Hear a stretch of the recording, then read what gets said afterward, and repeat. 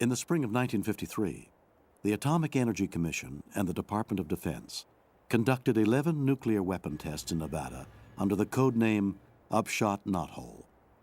The objectives of Upshot Knothole were to test new nuclear devices, improve battlefield tactics, and to study the needs of civil defense against a Soviet attack.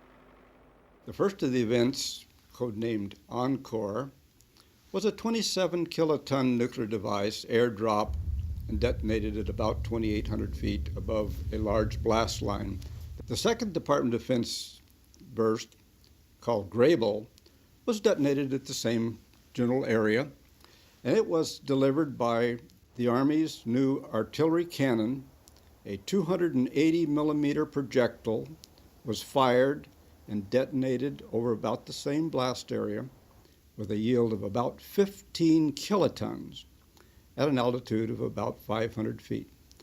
Now, the smaller yield, 15 kilotons at 500 feet, produced a great deal more damage than had the larger yield Encore event, 27 kilotons at 2,800 feet. And that's because the smaller yield at the lower altitude produced a very abnormal waveform, which we call a precursor, which is very strong dynamic winds, which to drag-sensitive targets produces extensive damage. For instance, a Jeep at a given level on Encore may not have been damaged at all.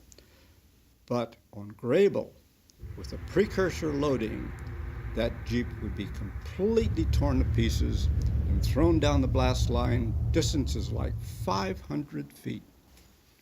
Well, there were many other peculiarities to those two shots, but it opened up a whole new vista of how do you use nuclear weapons in a combat situation.